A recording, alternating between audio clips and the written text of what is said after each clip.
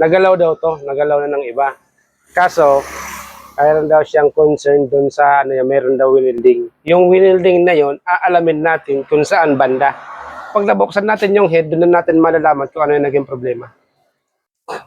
Yan na, natanggal na natin yung upuan at yung U-box niya. Sunod naman natin tatanggalin yung throttle body niya. Ito na. Ito na yung throttle body niya. Natanggal na natin yung throttle body niya. Dalawang lock to sa may head. Saka ito yung hose. Kailangan mo tanggalin yung nakakabit na hose dito para mabunot mo yung takip ng cylinder head. Yan. Yan yung tinutukoy ni customer natin na mayroon daw winilding. Yan, lagyan natin ng ilaw. You know? Kaya ito, notice tayo. Advisean natin si customer na ito yung timing gear niya. Papalitan natin. Tensioner. Tanggalin natin yung tensioner. Pag natanggal natin yung tensioner, doon sa may timing gear, lalambot na yon. Ito na yung tensioner niya. Nabunot na. Ito yung timing gear lock. Timing gear lock niya. Yan yung ano niya. Yan yung timing gear. Yun. Ginawan ng paraan na yung timing gear lock. Ito yung sinasabi ng customer na winilding raw. Yan o. Natanggal na yung lock dito. Yan o. Kailangan mong tanggalin yan para mabunot yung cam. Ito na yung cam. Bunutin na. Bubunutin pa. Baka bunutin pa ng iba. Yan. Yan yung nakasalang yan. Tapos ito. Yan. Ito yung dyan. Ganyan yan yung ano niya, sistema niya.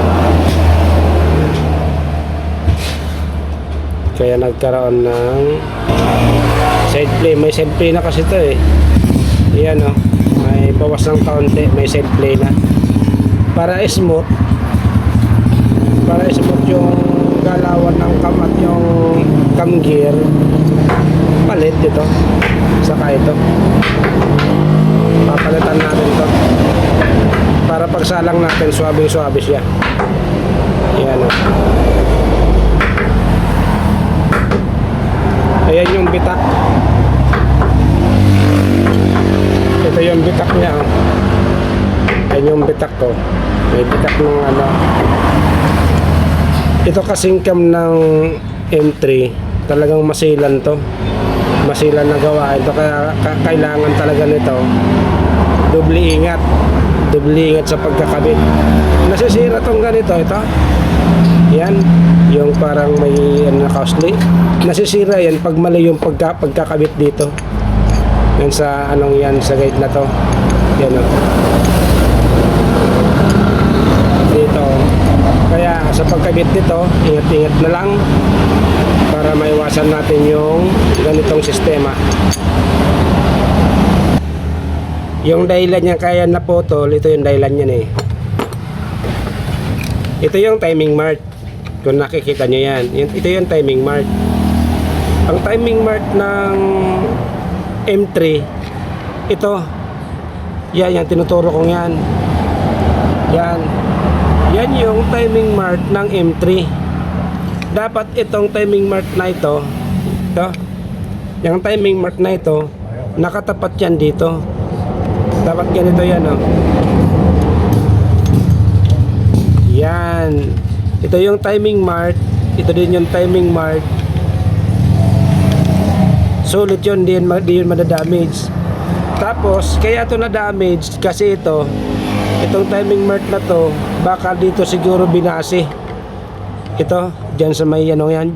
Dyan siguro binasi, baka yung naggalaw nitong una, dito siya nag-timing mark. Ang akala niya, timing mark na to.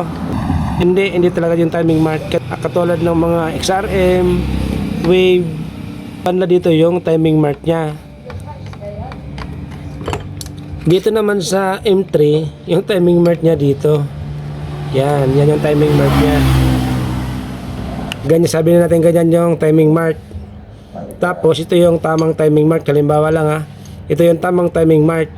Tapos pag ginalo mo to ng kaunti lang, kaunting-kaunti lang, tapos dito ka nag timing mark. Yan. Kita nyo na dito. Pag kumalang to tapos sabay lock, talagang sisirain talaga to. Sira yan. Kaunting lamat lang yan, magkukos talaga ng malaking ingay. Yan. Ito yung tips na kailangan natin malaman. First time pa lang magbaklas dito, kaya first time mag-timing. Yan yung tamang paraan para makayawas tayo sa ganitong sistema. Huwag mo lang kakalimutan yung timing mark nito, saka ito. Yan lang, wala nang ibang timing mark yan. Yan o. Ito. Yan yung timing mark.